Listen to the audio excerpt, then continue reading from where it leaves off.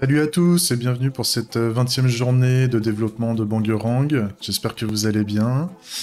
Moi ça va, j'ai la pêche. Un petit peu claqué parce que j'ai fait une mise en production hier pour mon client.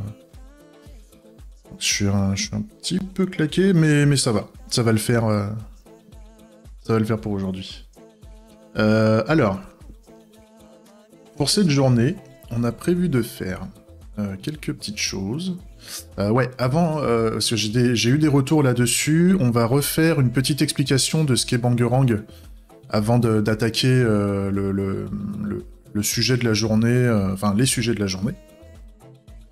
Alors, Bangerang, pour ceux qui savent pas là, pourquoi je fais ces vidéos-là et pourquoi j'ai lancé un stream pour la journée, c'est que 2 jours par semaine, en fait, je dédie 2 heures enfin, je dédie 2 heures, non, je dédie 2 jours par semaine au développement d'un logiciel qui me tient à cœur, en tout cas d'une solution qui me tient à cœur, et cette solution a pour but d'être une solution de démocratie directe, open source et gratuite. Dans l'idée, c'est que le projet à terme enfin même dès maintenant, le projet ne m'appartient pas. Donc si quelqu'un veut participer avec moi, il appartient à personne et à tous en fait.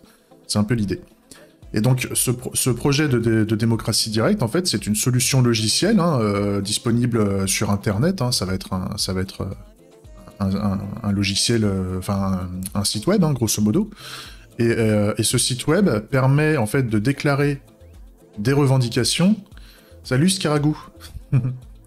Merci, c'est gentil. Et donc ce logiciel permet en fait de déclarer des revendications, de pouvoir en rechercher, et de pouvoir, une fois qu'on a trouvé la revendication qui nous intéresse sur un sujet qui nous tient à cœur, on est capable de revendiquer dessus. Pour faire ça, je vais vous faire une petite démonstration, puisqu'en fait, la démonstration est tout le temps disponible, en fait. Je fais ce qu'on appelle, dans le monde du logiciel, du déploiement continu. Et donc, on a tout le temps l'application à jour, à date du dernier développement, en fait. Donc, pour faire ça, je vais vous montrer la démo. La démo, pour le moment, elle n'est pas optimale pour être visible en mode PC, sur une vue PC. Pour le moment, en fait, elle est plutôt optimisée pour une vue téléphone. Donc, en fait, moi, je force ça pour montrer un peu l'aspect téléphone, enfin, la vue mobile du logiciel.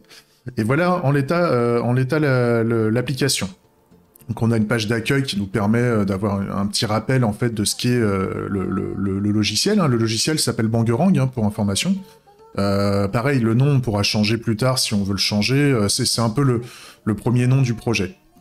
On a toute une partie explicative qui permet de dire qu'est-ce que Bangerang, quels sont, enfin, à quoi ça sert, comment est basé le projet, comment est financé le projet, à quels problèmes on souhaite répondre, quelles sont nos cibles en termes d'utilisateurs privilégiés. Enfin, Bangerang est ouvert à tous, mais comme je disais dans plein d'autres vidéos, on a déjà atteint une centaine de vidéos quasiment sur le projet, vu que je me filme en continu, pour des besoins de transparence et de formation, etc.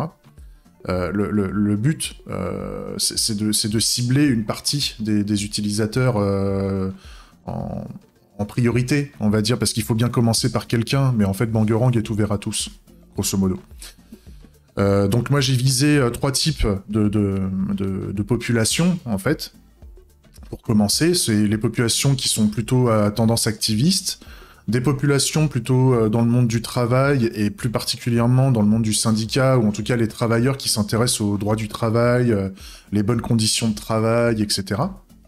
Qui sont un peu dans la lutte, c'est un peu lié à l'activisme, mais c'est de l'activisme dans le monde du travail. Et les membres d'équipe agile. Les membres d'équipe agile qui souhaitent s'organiser de manière plus démocratique, plutôt que dans une approche, on va dire, d'arguments d'autorité ou d'arguments de connaissance ou des choses comme ça. C'est-à-dire que voilà, tout le monde a le droit de parler dans une équipe, tout le monde a le droit de participer à la décision que doit prendre l'équipe, et une équipe qui qui se rend compte où tout le monde est d'accord sur les prises de décision devient une équipe soudée dans le monde du logiciel. Alors que si on commence à avoir 50% des personnes qui sont pour une décision et 50% qui sont contre, grosso modo, ça fout le bordel. Et donc l'idée, c'est de remettre un peu plus de démocratie et de se rendre compte qu'on peut rendre visible le fait d'être tous d'accord ou pas.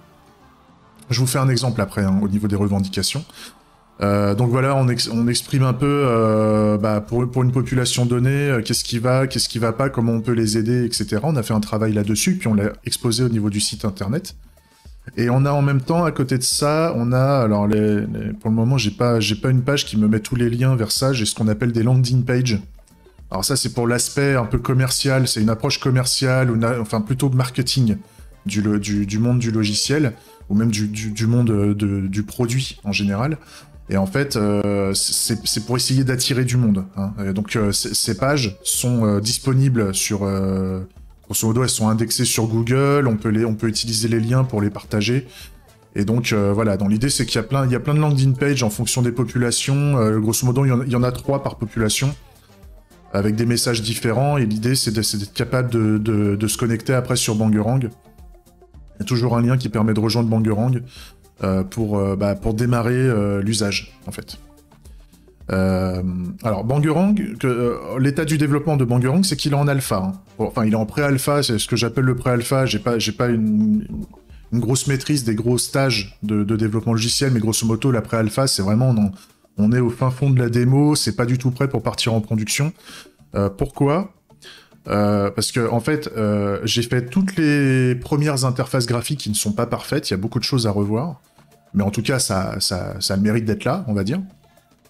Toute la logique d'utilisation des interfaces graphiques fonctionne bien, c'est-à-dire on arrive à naviguer, on arrive à rechercher par exemple des revendications, on arrive à aller dessus, on arrive à revendiquer tout ça. Par contre, la logique, elle n'est pas parfaite. Et là, c'est ce qu'on va faire aujourd'hui. Aujourd'hui, on va continuer à travailler sur la logique métier interne à l'application. Donc, c'est pas du code, c'est pas quelque chose qui est visible graphiquement, mais c'est le code interne de l'application qui va répondre à des règles bien précises, on va dire.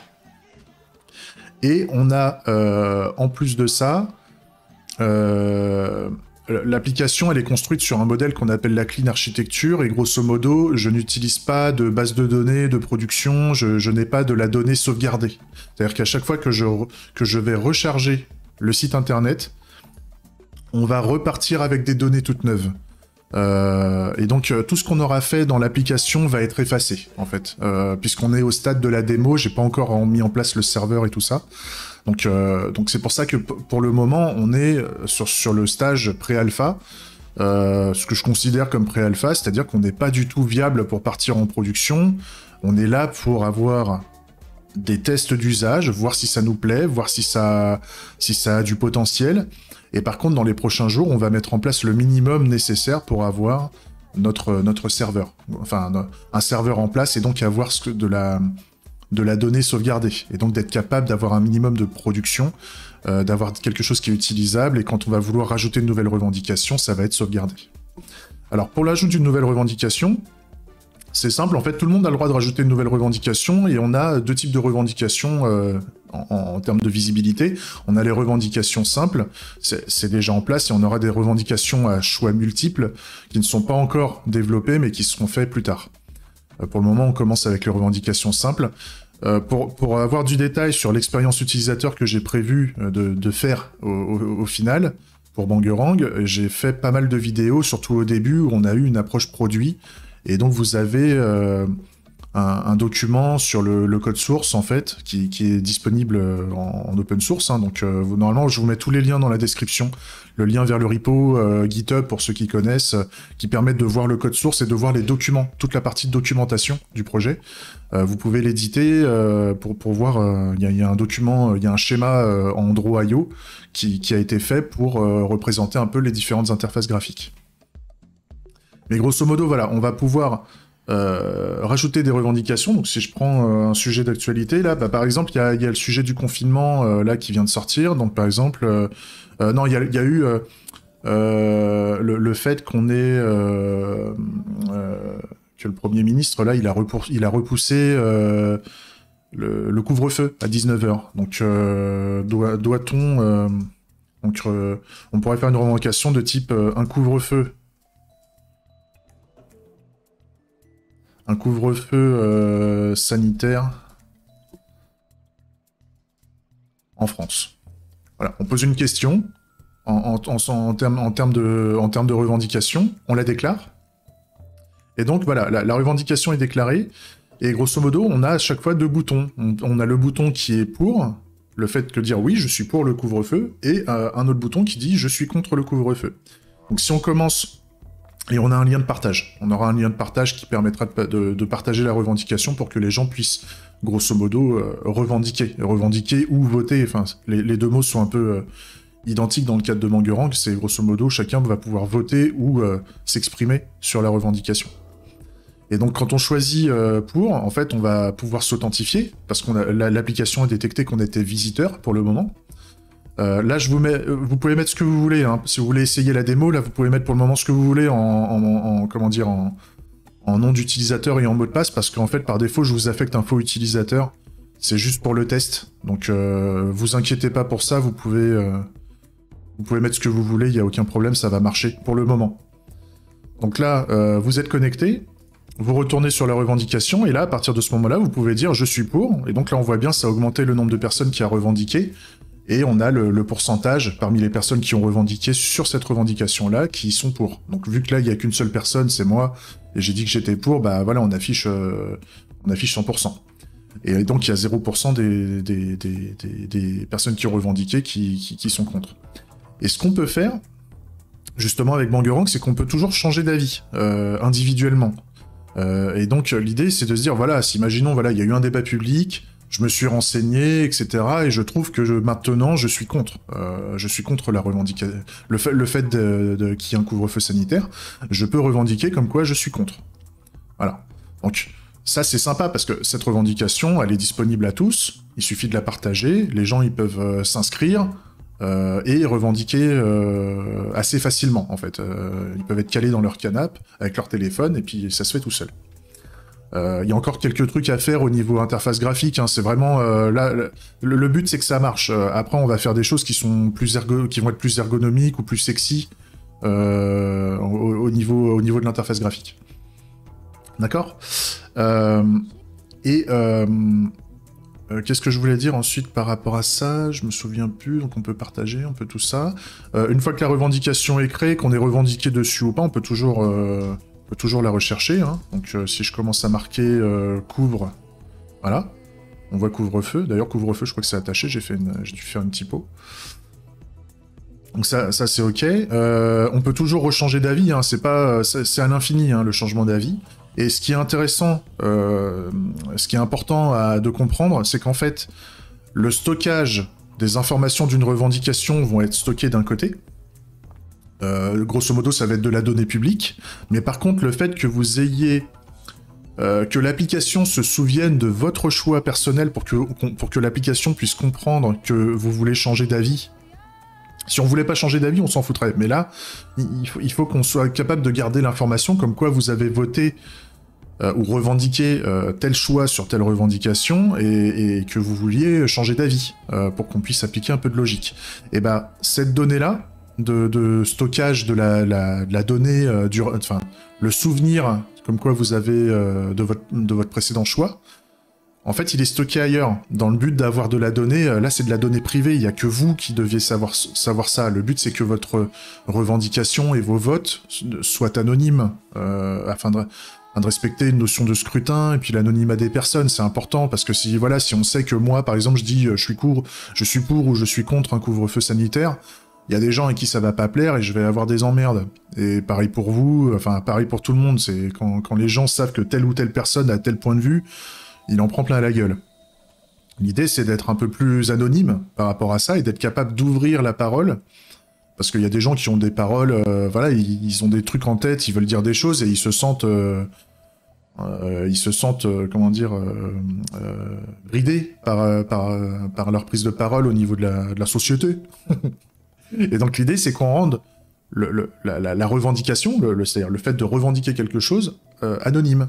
au travers de ça. C'est-à-dire qu'on n'est pas obligé d'aller dans une manifestation, on va pas se faire scanner par un drone, on n'est pas obligé, on va pas se prendre un coup de matraque dans la gueule, enfin je grossis le trait, ou alors quand on va protéger une manifestation, on va pas se prendre des pavés dans la gueule, c'est-à-dire que voilà, tu peux être calé chez toi au KLM dans ton canapé, et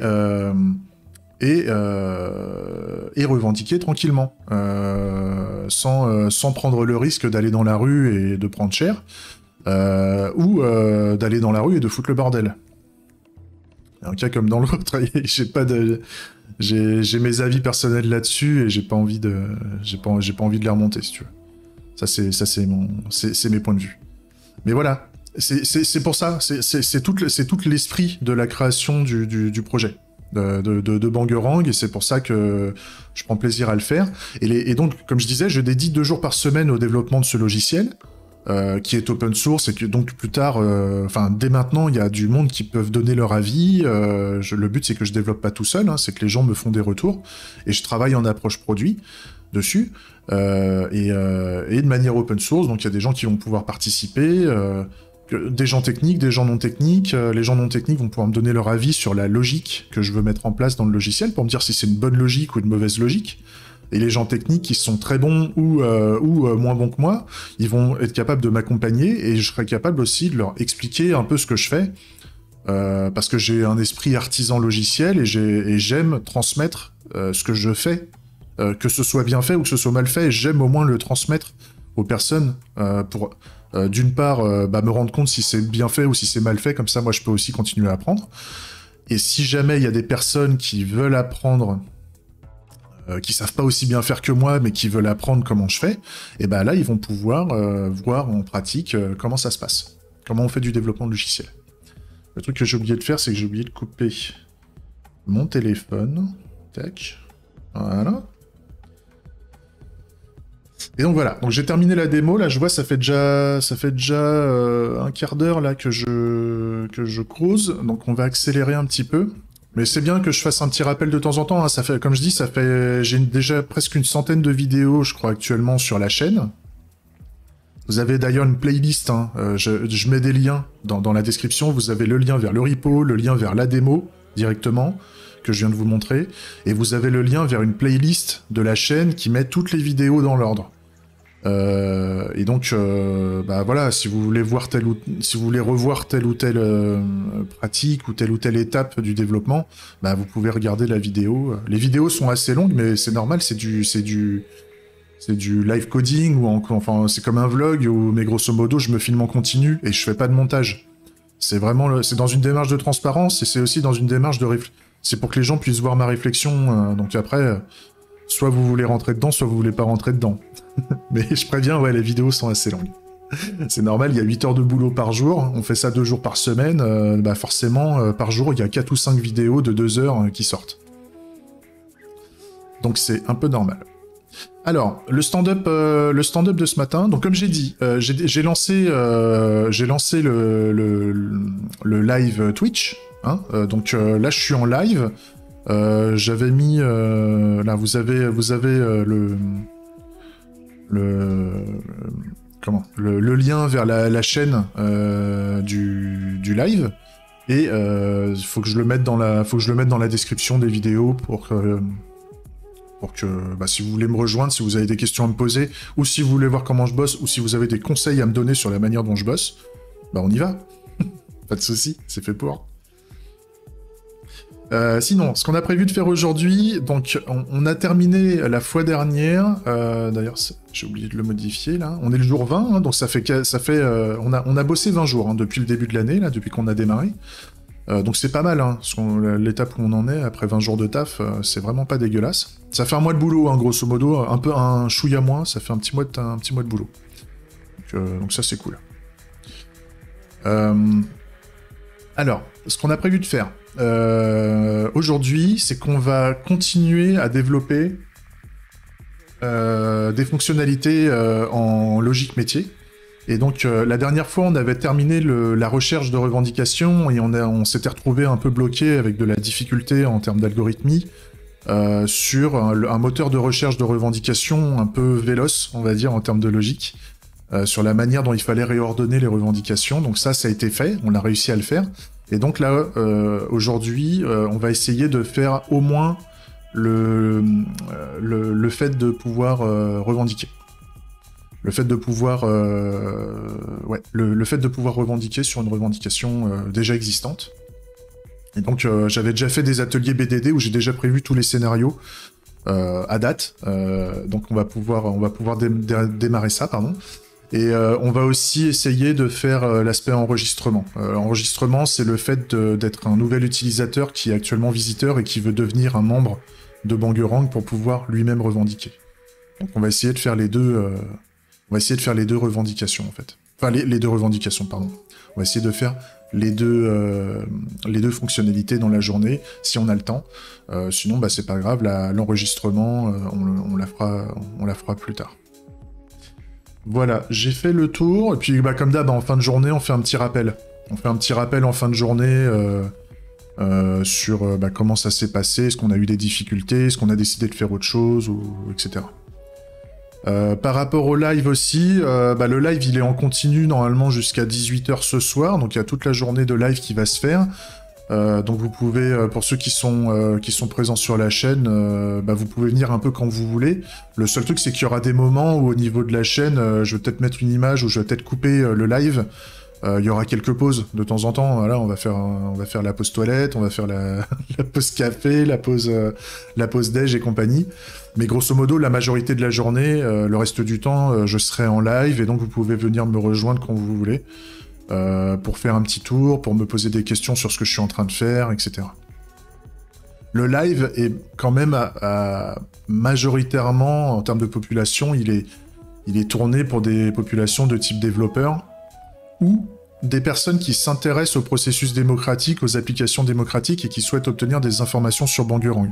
S'ils veulent voir une démo, s'ils veulent voir comment j'ai pensé faire tel ou tel sujet, est-ce que je l'ai bien prévu, est-ce que ça respecte la façon dont les gens voient un logiciel démocratique, de vote en ligne, etc., etc. Donc voilà. Voilà pour l'explication de la journée. J'espère que j'espère que la petite démo et le petit rappel du projet vous a plu, que ça a pas duré trop longtemps. Et puis j'espère que le programme de la journée vous plaît, parce que de toute façon on a besoin de ça avant de partir en production. On a encore d'autres petites choses à faire avant de partir en prod, mais ça c'est indispensable parce que sinon ça marchera pas bien. Donc c'est parti. Je coupe la vidéo pour la rediffusion sur YouTube. Donc pour les personnes qui sont sur YouTube, à bientôt pour la prochaine vidéo. Prenez soin de vous, tout ça. Des gros bisous. Et puis pour ceux qui sont sur le live, on continue. Allez, bisous, ciao.